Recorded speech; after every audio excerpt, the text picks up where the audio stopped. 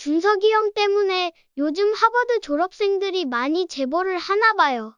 그런데 흥미로운 제보 중에요. 복수전공했던 경제학과는 지금도 복수전공을 허용하지 않는데요. 그리고 이 두 과는요, 구글하고 골드만삭스에서 스카웃하려고 난리였대요. 그런데 형은 그런 어마어마한 두 과를 동시에 전공했잖아요. 혹시 구글하고 골드만삭스가 형 앞에서 서로 데려가려고 머리 터지게 싸우진 않았나요? 그리고 미국 언론에서 하버드 천재 방송한다고 너무 귀찮게 굴진 않았나요? 그래서 형이 그런 꼴 보기 싫어서 혹시 형이 뻔듯한 직장 생활을 못한 건 아닌가요? 만약 그렇다면 골드만삭스하고 구글에 미국식으로 징벌적 손해배상 청구한다면 어쩌면 대한민국 최고 부자 될 수 있을 텐데 어때요? 참 그리고 형이 쓴 논문은 미국에서 국가 1급 비밀인가 봐요. 검색해도 안 나와요.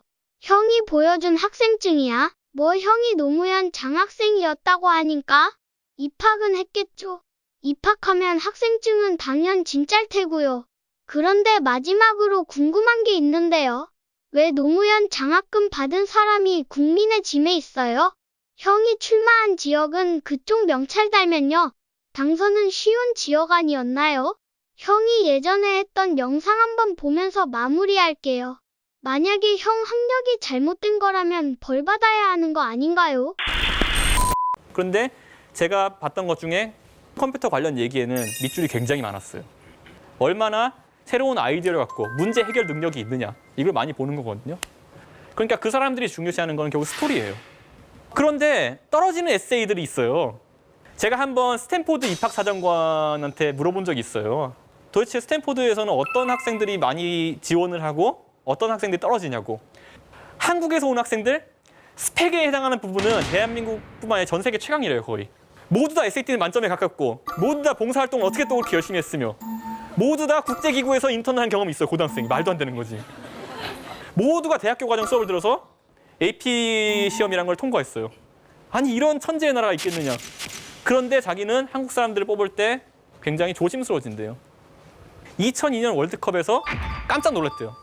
어떻게 대한민국 사람들은 축구에 얼마나 열광한 나라길래 2002년 월드컵에서 자신의 삶의 희망을 다 찾은 것이냐. 어떻게 2002년 월드컵 통해서 전부 다 한국의 역동성을 확인하고 우리의 희망을 발견하고 뭐 한국인은 다 할 수 있다, 이런 얘기를 어떻게 그렇게 다 원서에 써놓냐고.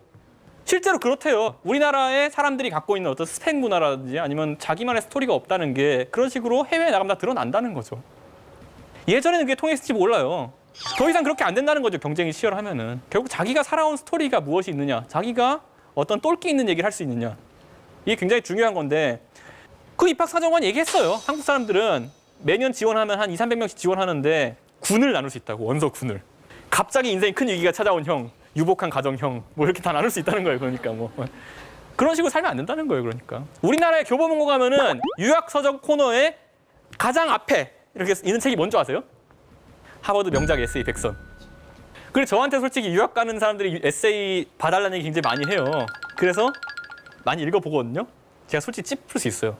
하버드생 유학 에세이 100선 중에 이건 24번에 해당하는 에세이네. 그대로 찝을 수 있어요.